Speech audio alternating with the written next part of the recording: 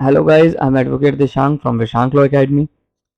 आज हम पढ़ने जा रहे हैं विड्रॉल ऑफ द कंप्लेंट, यानी कि आपका सम्मन केसेस में विड्रॉल कैसे होगा।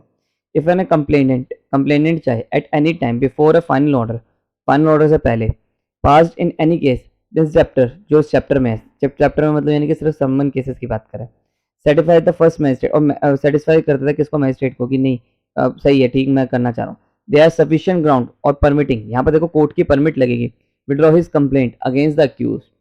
There are more than accused, अगर एक अक्यूज है तो एक के खिलाफ लेगा, वापस लेना चाहे तो वापस ले सकता है, अगर सारों के खिलाफ ले रहा है तो सारों के खिलाफ भी ले सकता है।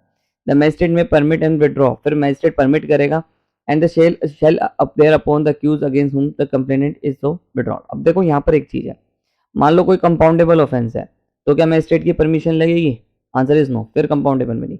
पर अगर नॉन कंपाउंडेबल है और वो 2 साल से कम का ऑफेंस है, ठीक है, यहाँ तक का है, 2 साल तक या 2 साल से कम का है, तो फिर विड्रॉ में आपका मैजिस्ट्रेट की एप्लीकेशन लगेगी, जैसे नॉन कंपाउंडेबल में होता है, नॉन कंपाउंडेबल में भी हो जाता है, पर मैजिस्ट्रेट की परमिशन लगती है। तो ऐसे समझते हैं, 320 में हमें डिटेल में पढ़ना है। अब 258 क्या कह रहा है? Power to stop proceedings. अगर आपने अभी तक ध्यान रखा हो कि सम्मन केसेस में डिस्चार्ज नहीं होता इंसान, ठीक है, डिस्चार्ज की पावर नहीं होती मैजिस्ट्रेट के पास, ठीक है, जैसे वारंट केस में भी था, कोर्ट ऑफ सेशन में भी था, ठीक है, कि एविडेंस चलने से पहले अक्यूज के ऊपर अगर कोई केस नहीं बन रहा तो उसे केस से बरी कर दो, यहाँ पर ऐसा कोई पावर नहीं है, ठीक है।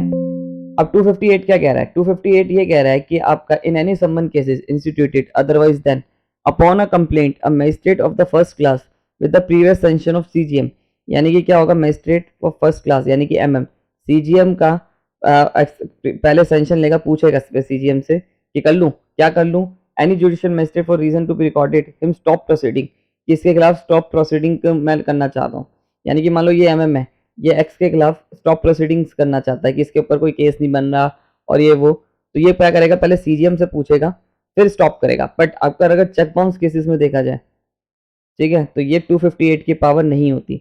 ये सिर्फ क्यों नहीं होती, अब देखो यहाँ पर लिखा है, stop proceeding at any without pronouncing any judgment where the stoppage of proceeding is made in the principal witness has been recorded. But आपका प्रिंसिपल विटनेस पहले रिकॉर्ड हो जाना चाहिए, यानी कि ये तभी हो सकता है जब तक प्रिंसिपल विटनेस यानी कि बहुत इंपॉर्टेंट विटनेस रिकॉर्ड नहीं हुआ।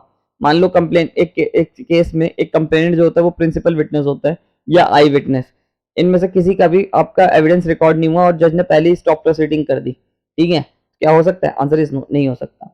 रिकॉर्डेड प्रोनाउंस एंड जजमेंट और एक्विटल, या तो वो फिर आपका principal has been recorded pronounce in any case release accused and such release has been offence of discharge, ये उसके इफेक्ट को डिस्चार्ज में डालेगा।